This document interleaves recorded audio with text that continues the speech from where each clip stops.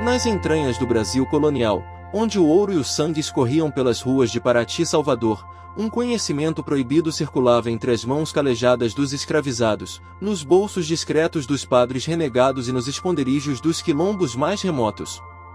O Galinha Preta não era apenas mais um grimório entre muitos, era uma arma de resistência espiritual, um compêndio de saberes ancestrais que fundia de maneira explosiva as tradições africanas, europeias e indígenas, criando um sistema mágico único que aterrorizava os senhores de engenho e desafiava o poder da Santa Inquisição.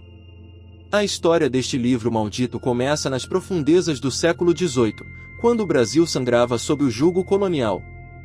Sua capa de couro enegrecido, curtido em banhos de ervas e sangue animal, mostrava o símbolo que lhe dava nome, uma galinha preta com asas abertas como um pássaro fênix, rodeada por círculos cabalísticos que mesclavam os sigilos de Salomão com os símbolos sagrados dos orixás. As páginas, feitas de um papel especial importado clandestinamente de Portugal, continham anotações em pelo menos 5 línguas diferentes: latim litúrgico, iorubá, quimbundo, tupi antigo e um português arcaico cheio de códigos secretos. Dizem as lendas dos terreiros mais antigos da Bahia que o verdadeiro autor do Galinha Preta foi um homem chamado Babá Akinjó, sacerdote de Fá trazido à força da região de Oio, no antigo Império Iorubá. Akinjó, reconhecido como Oluvo, mestre dos segredos, em sua terra natal, teria sido comprado por um frade franciscano interessado em magia negra. O que o religioso não esperava era que o escravo conhecesse profundamente não apenas os segredos africanos, mas também a cabala judaica e a alquimia árabe, conhecimentos raros até entre os eruditos europeus. Juntos, um por vontade, outro por coerção, eles compilaram durante 7 anos este compêndio de artes proibidas. O conteúdo do Galinha Preta era tão perigoso que sua simples posse podia levar um homem à fogueira. Seus ensinamentos iam muito além dos simples feitiços de amor ou proteção encontrados em grimórios comuns.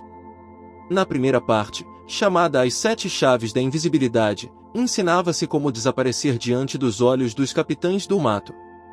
O ritual completo durava 7 ciclos lunares e exigia ingredientes cuidadosamente preparados, penas de galinha preta colhidas na sexta-feira da paixão, espelhos negros feitos com vidro de navios naufragados, óleo de cobra e uma oração recitada de trás para frente em latim macarrônico misturado com palavras iorubás.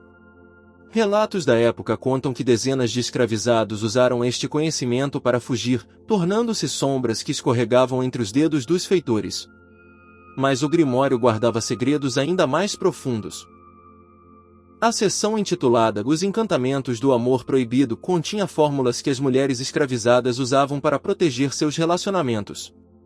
Uma das mais poderosas era pomada de Iemanjá, feita com sangue menstrual colhido na lua nova, mel silvestre roubado das colmeias dos senhores e pétalas de rosas vermelhas cultivadas nos jardins das Sinhás. Aplicada nos pulsos e atrás das orelhas, dizia-se que esta mistura fazia com que os amantes se encontrassem nos sonhos, criando um mundo paralelo onde podiam ser livres. Talvez o conhecimento mais perigoso de todos estivesse no capítulo chamado As Palavras que Quebram Ferros. Aqui encontrava-se a famosa Oração das Correntes Partidas, um encantamento em crioulo africano mesclado com salmos bíblicos modificados. Para ativá-lo, o usuário devia escrever as palavras com uma mistura de carvão, saliva e sangue em um pedaço de tecido arrancado das próprias roupas, que era então amarrado nas correntes durante 3 noites consecutivas.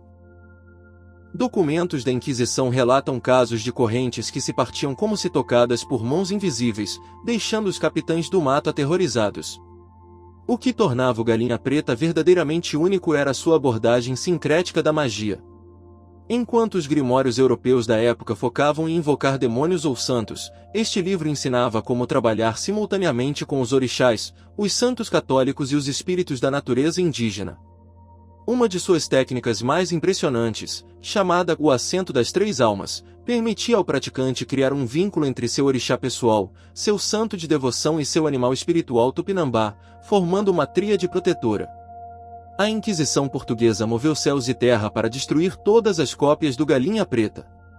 Durante o famoso auto de fé de 1754 em Salvador, 12 exemplares foram queimados em praça pública enquanto os acusados de usá-lo eram açoitados até a carne mostrar os ossos. Mas o livro provou ser tão resiliente quanto o povo que o criou.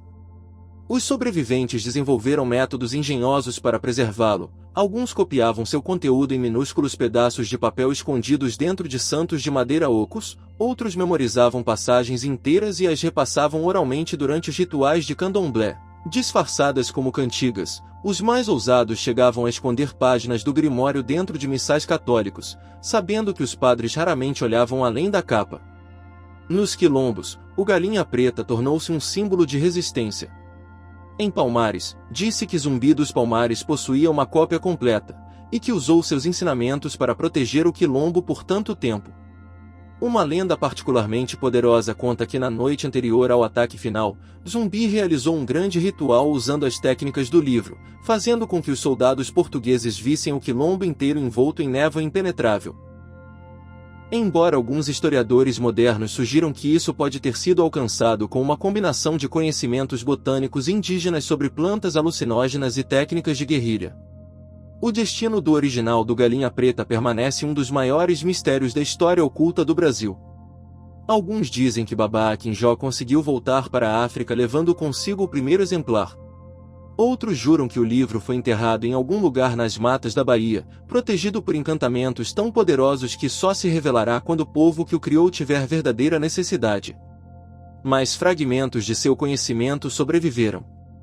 Em 1958, durante reformas em uma antiga casa no Pelourinho, trabalhadores encontraram uma arca de madeira contendo o que parecia ser uma cópia quase completa do Grimório, infelizmente danificada pela umidade. Atualmente, esses fragmentos estão sob estudo na Universidade Federal da Bahia, onde pesquisadores ficaram pasmos ao descobrir que muitas das fórmulas mágicas continham combinações de plantas brasileiras com efeitos cientificamente comprovados. A jurema preta como potente enteógeno, a arruda como antibacteriana, a espada de São Jorge como antídoto para certos venenos. Mais impressionante ainda foi a descoberta, em 2017, de que alguns dos encantamentos de invisibilidade do livro descrevem técnicas de camuflagem que anteciparam em séculos os princípios da ótica moderna, sugerindo um conhecimento intuitivo de como a luz interage com a percepção humana. O antropólogo Dr. Carlos Eugênio, em seu estudo O Galinha Preta, Ciência e Magia na Colônia, demonstra como muitas das técnicas descritas no Grimório podem ser reinterpretadas através das lentes da psicologia social e da física quântica. O que torna o Galinha Preta tão relevante hoje não são apenas seus supostos poderes mágicos, mas o que ele representa na história da resistência cultural.